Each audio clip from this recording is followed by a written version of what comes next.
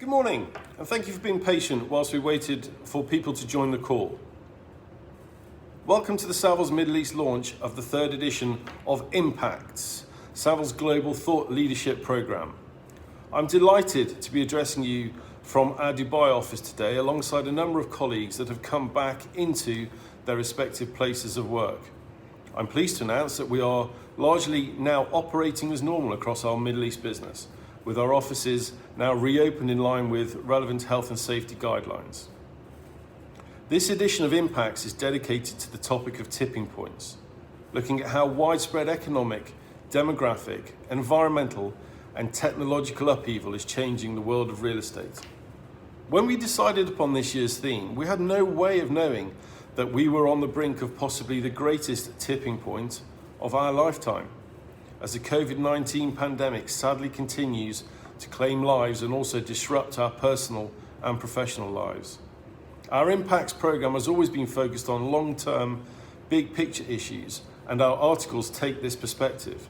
Hopefully we can help you to look beyond the current circumstances, and we are seeing green shoots in many areas. Even in light of COVID-19, we've been hearing from clients that haven't lost sight of the bigger picture issues. This period has given them time to reflect and review how to find solutions to these issues. Global, technological, demographic, social and climate tipping points have therefore not gone away, even if they have been pushed off the front page for now as we collectively fight the virus.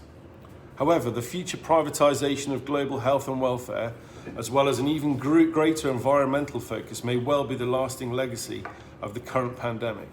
Paul Tostevin and Sophie Chick from our World Research team, along with Richard Paul from our Middle East business, will now spend the next 30 minutes talking about what we think the impact of these tipping points will be globally for real estate, alongside the impacts of COVID-19. The Impacts report has been formed for a global audience, but it is our intention to look a little deeper into how the discussed tipping points are affecting the MENA region specifically. Towards the end of the presentation, Richard Paul will outline a series of webinars we have planned over the coming weeks, where we will invite regional and internationally based experts to probe deeper into the implications of such impacts in the region and what can be done to mitigate them. Many thanks again for joining us today, and I hope you enjoy the session. Thank you very much, and hello everyone. Well, when we decided on the theme tipping points for our 2020 Impacts programme at the end of last year, various topics were discussed: climate change, demographics, technology, and many more, as you can see from this complex web. What we didn't know, though, is that we were about to be faced with a global pandemic, which almost overnight changed the way that we live and work. This is really what could be called a black swan event. And I'm going to start by addressing this topic. Now, the world was already undergoing many upheavals before the emergence of COVID-19. What it has done, though, is to accelerate some pre-existing trends, while others have been brought to the fore. Now, probably one of the most notable examples of this is around flexible working practices. In many respects, COVID been the ultimate home working experiment. I think many people have been surprised how successful that has been. But we should remember the office long term remains vital as a place of interaction, the spontaneous sharing of ideas, and certainly in many places slow home internet connections or perhaps high density households mean that working from home long term just isn't feasible. One possible outcome, though, may be more diverse location strategies by occupiers, perhaps a combination of head office together with local office hubs and coupled with more home working. Now, of course, if you take a daily commute into a busy city centre out of the equation, suddenly the residential market is also very much impacted by this trend. Now, research within our global network suggests that homes in more rural locations are already attracting more interest from buyers, so too are features such as home offices, generous garden space, and of course, good internet. Now, not only are we not commuting to work, but we are not travelling in general. Now, certainly business travel is likely to be slow to recover as more international business is conducted remotely.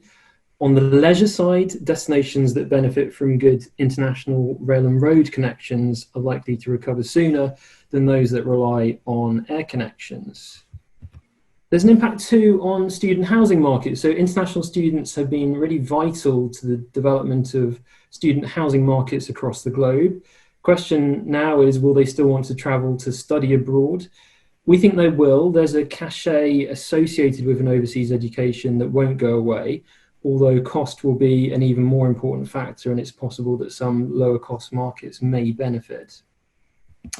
And of course, retail. Now, the lockdowns affecting much of the world closed physical stores. It forced more retail online. That's only going to bring more of that latent demand for online into play permanently, accelerating an existing trend. That said, I think it's important to take a global perspective here, and emerging markets in particular. Shopping is an important recreational activity. It's a hallmark of the growing middle classes, and actually our researchers in India, Indonesia and Thailand all cite a much more positive outlook for the sector once the pandemic has passed. Now, of course, the biggest challenge arising from all of this is the associated economic downturn, and it's a significant one. Global GDP forecasts for 2020 now range from between minus 2.4 to minus 5.5%, depending on the commentator, and just layering in some of those country and regional forecasts here from Oxford Economics. You can see that the UK and Eurozone to be particularly hard hit in 2020. Now, this is a sharp downturn of the likes that we haven't seen in modern times, as these examples above the line show. So the question here is, where does this leave property markets, and in particular, real estate investment? Now, this brings me on to market trends.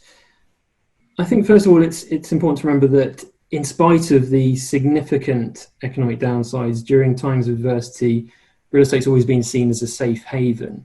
Interest rates are at record lows. There is a lot of capital still to be allocated, particularly from institutional investors. Now, according to INREV, the amount of capital raised last year for investment into property reached more than 200 billion euros. That's the highest on record. Almost 40% of that wasn't even deployed. Now, it's no shortage of capital, it's been a shortage of opportunities, limited by the amounts of appropriately priced stock available. And investors have also been forced to diversify globally, as those allocations haven't always been able to be met locally. So where has this money been flowing, and where do we expect it to go in the future? Well, I think first of all, looking back at 2019, top tier global cities once again dominated. So that's the likes of New York, LA, San Fran, Paris and London being the most active markets. And certainly in 2020, that flight to quality is going to continue in a time of economic distress. So that means prime offices and logistics in key global markets. However, looking again at the same set of data, but this time ordered by 2019 year-on-year change, we can see that the highest growth has actually been, in many cases, in smaller cities, driven in part by tech or the knowledge economy. So that includes European centres such as Munich, Stockholm and Berlin. And this actually leads me nicely onto some of the broader opportunities here for investors. What I'm going to do is take you through 4 tipping points that represent change, either structural or sector level, and these pose in turn some opportunities. Having just spoken about some of those cities benefiting from the knowledge economy, one emerging sector that really goes hand in hand with that is life sciences. So during the last 5 years, global funding into life sciences reached more than $2.5 trillion. That's double that of the previous 5 years. So it's clearly a huge figure, and that's only going to increase in the wake of COVID-19 and the search for a vaccine. Life sciences as a sector is about to be recognised as a property sector in its own right. Portfolios are typically built in innovation districts, and they rely on 3 key ingredients. That's the coming together of academia, industry and government. And happily, from an investor perspective, they offer a particularly broad range of assets that can include incubators, R&D facilities through to major headquarters. So which are the most important markets when we talk about life sciences? So here I'm looking at funding into life sciences as a whole by country. Much like tech, the US dominates. It has a 61% share of the global market in the last 5 years. That's followed by Ireland, Switzerland, the UK, and China. And that really reflects the core cities in which the sector is concentrated. So Boston, San Fran, San Diego, Dublin, Zurich, Cambridge, UK, to name a few. For the early money, though, I think a good indicator of rising areas of innovation, we can look at the VC funding. Here you've got, again, the US followed by China, interestingly, and the UK not too far behind.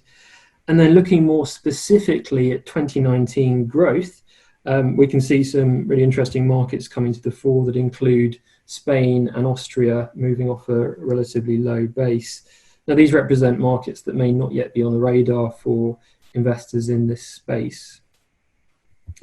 So while some new sectors are emerging, others are seeing structural change. And of course, the most significant example here is retail. As I set out earlier, and as we're all well aware, how shopping is changing. COVID-19 is only accelerating that. And this is bringing structural change to the retail sector as a whole. So what started in the US and the UK is now beginning to be felt in the mainland European markets. What it does do, though, from an investment perspective, is to provide opportunities to buy assets where rents have already rebased, or buy assets that are priced so low that the new owners have the flexibility to rebase them themselves.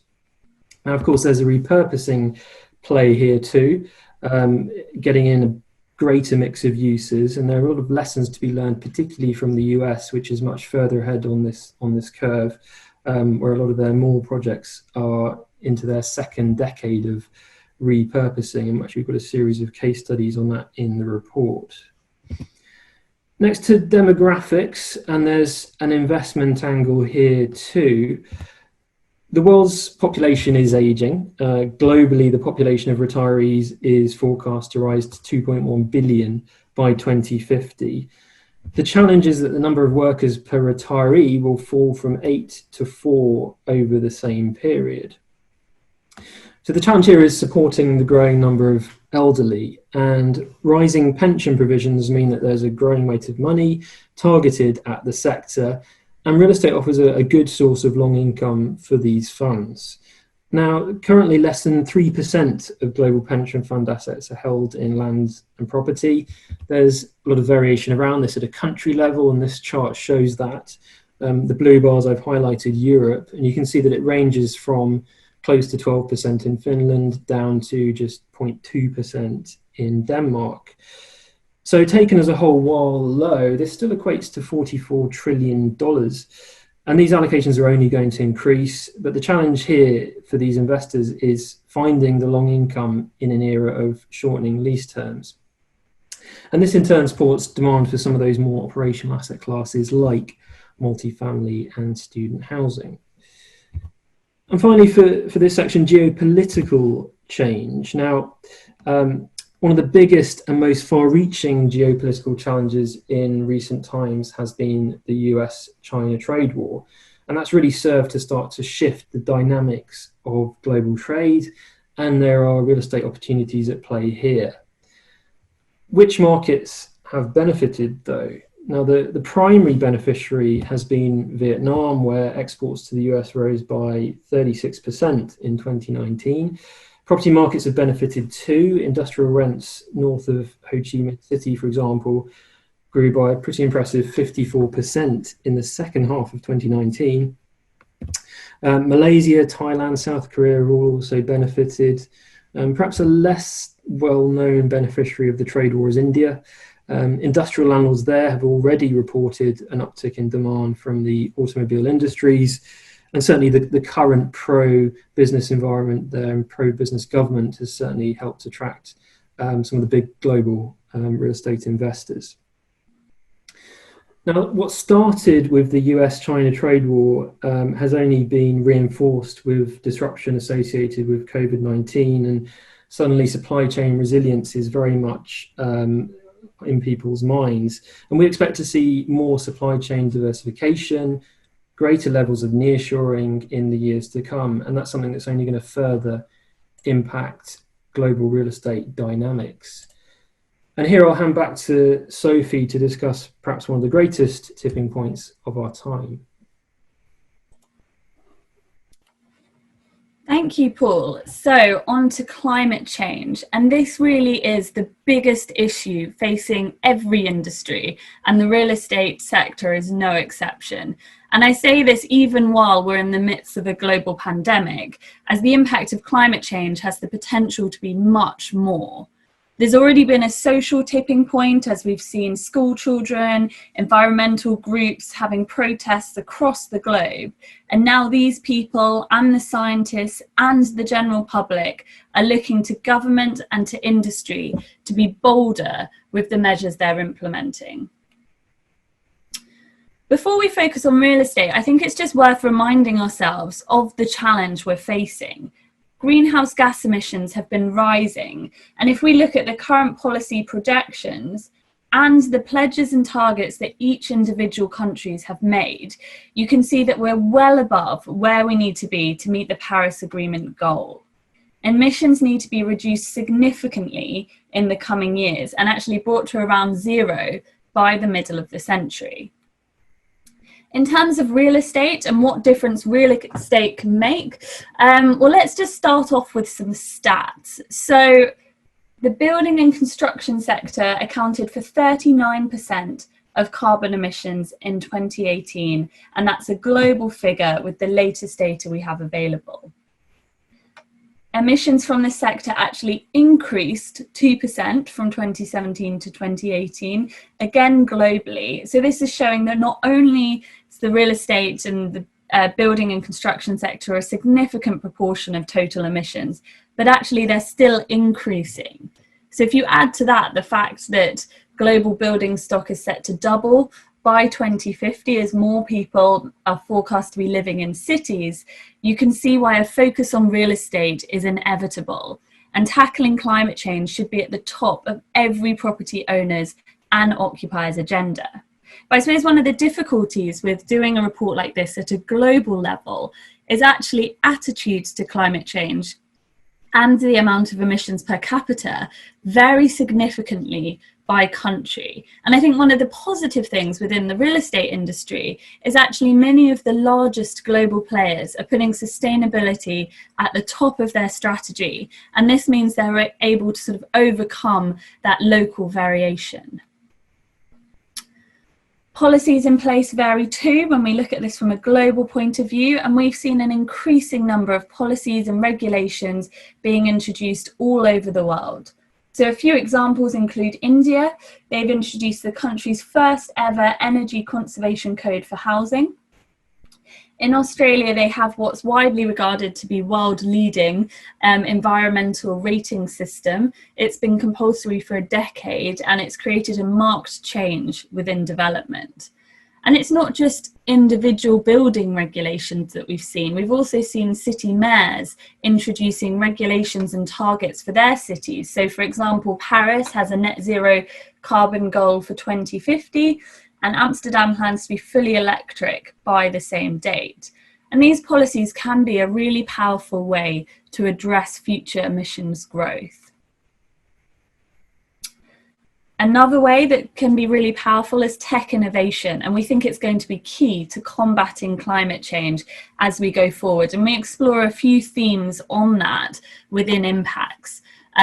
So one of the themes that we explore is construction, and particularly modern methods of construction. So building properties in factories under controlled conditions, which can improve energy efficiency and also generate significantly less waste. Now, this is not a new technology, and it's already widely used in some countries. So, for example, in Sweden, they build 45% of their new homes off-site. And it's expected to increase in a number of countries as well, including the UK, because it addresses not just the environmental issues, but also a number of other factors that are impacting the construction industry, like labour shortages and also the need to build more housing and quickly. The second innovation we look at for impacts is smart buildings, addressing the need for having robust data, which is critical to understanding how a building is performing, including its environmental performance.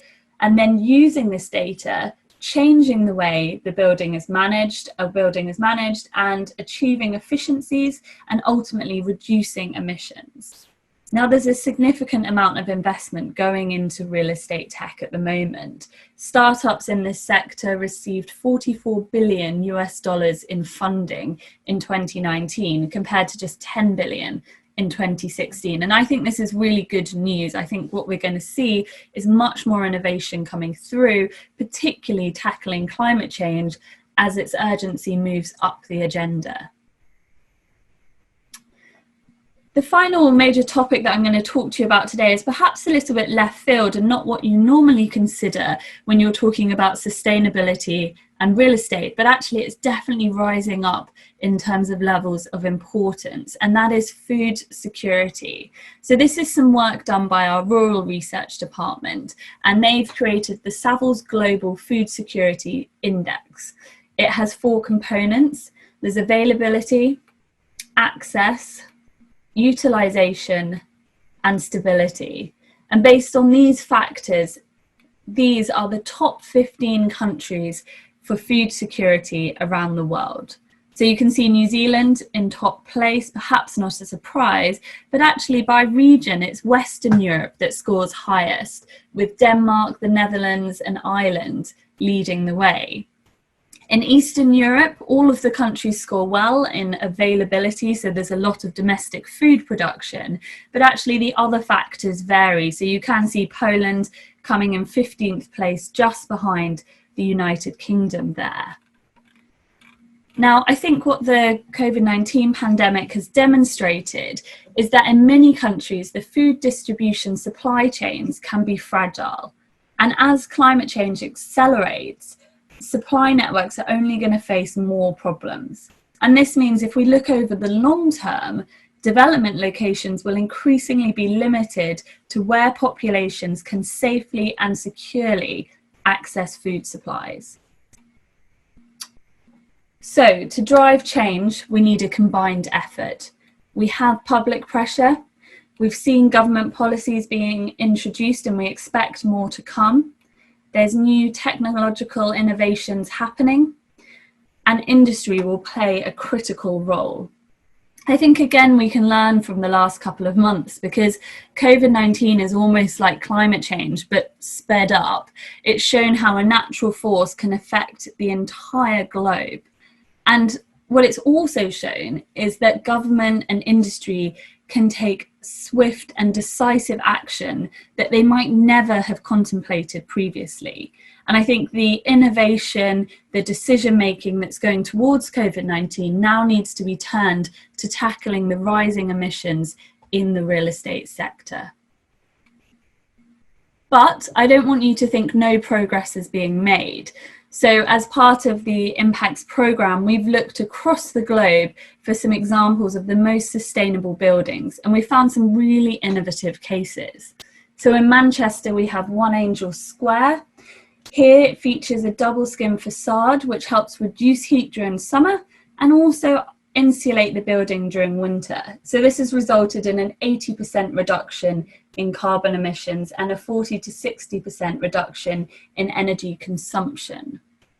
If we turn to the US and we look at the Bullitt Center in Seattle, here the building is net zero energy, carbon and water. The office building is estimated to have cost around 23% more than a typical Class A building, but it's designed to last for 250 years. And then a final example for you today is the Johnson Controls HQ in Shanghai. Here they've focused on reducing water, and they've reduced the use by 42% through various recycling and recapturing facilities. And they've also reduced embodied energy and materials by using wood-based building. Thank you, Sophie. I'll hand over now to Richard Poole, who is Head of Professional Services and Consultancy for Savills in the Middle East. Richard is going to talk to you about some of the relevant topics and examples from a Middle East perspective. He'll also explain the forthcoming panel discussion series we have planned from next week onwards. Richard, over to you. Thank you very much, Paul and Sophie, for those interesting insights. Good morning, ladies and gentlemen. My name is Richard Paul. I am the Head of Professional Services here in the Middle East for Savills. Factors such as demographics, climate change, trade wars and tech innovations, to name a few, are impacting global real estate markets. COVID-19 and the consequent impact of the pandemic has exacerbated and accelerated some of these trends. The Middle East is certainly not insulated from these changing variables, and now more than ever, the regional countries that we operate in will play a growing and crucial role in influencing how these factors evolve. Over the past decade, the region has been a key source of capital into global real estate markets. This trend is only set to accelerate. A forecasted prolonged period of low oil price will require regional governments to continue to work on their diversification strategy, which will likely see MENA-based sovereign wealth and private institutions seek robust and reliable opportunities in markets outside of their own. Paul mentioned previously that close to 200 billion euros of institutional capital has been raised in 2019 to invest into global real estate markets. Most of these funds having a preference to acquire assets across Asia, Europe, and North America. So, are markets in the Middle East missing an opportunity to capitalize on this growing appetite?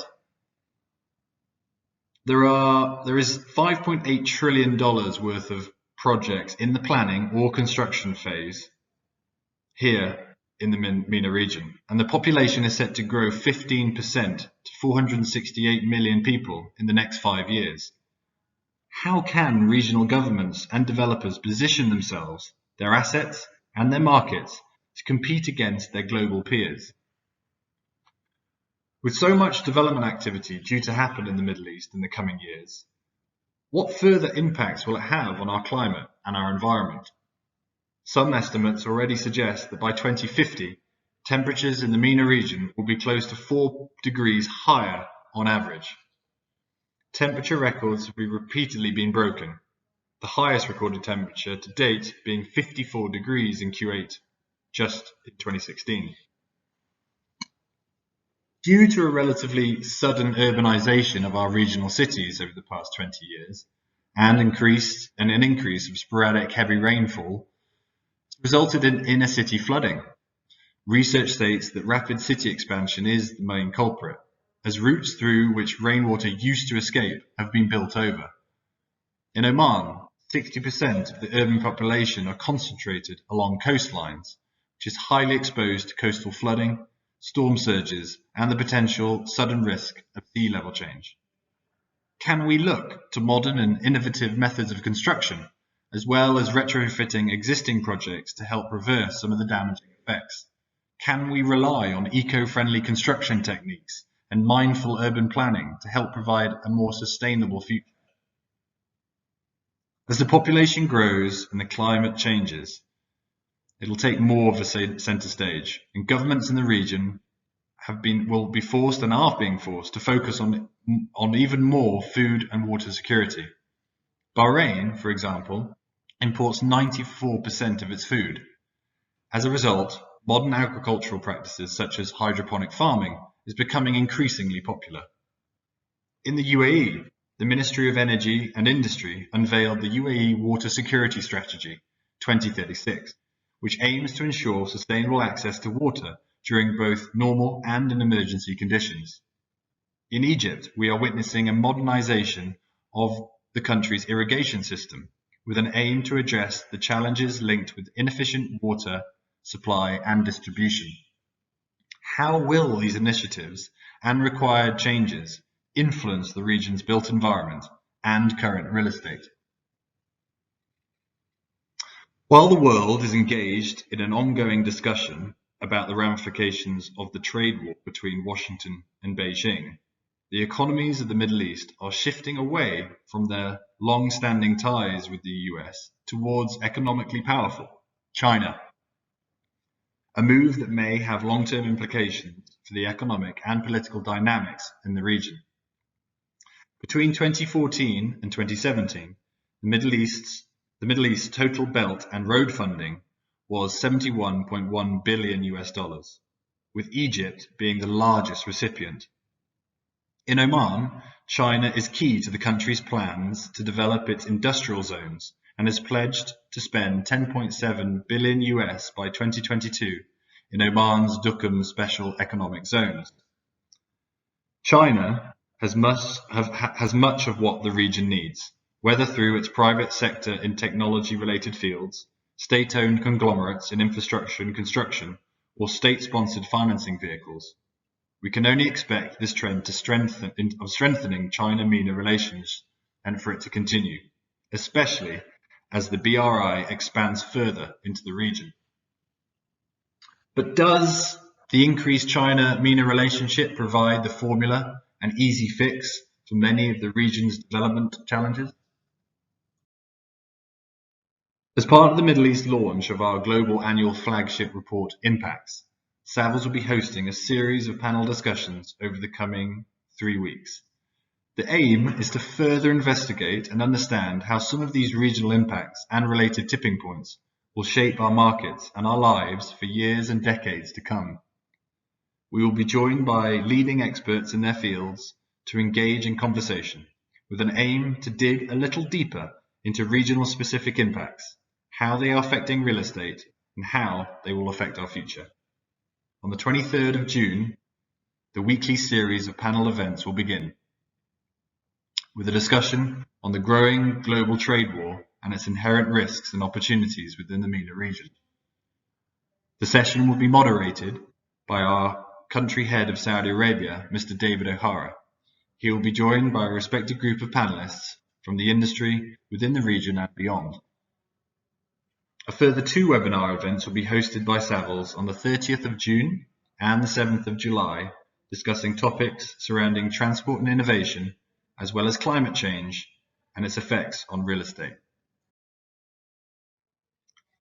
We hope you can join us for these engaging sessions, which will provide hopefully additional context to the impacts report released today. But on behalf of everyone at Savills, stay safe during these difficult times, and thank you all very much for joining us today.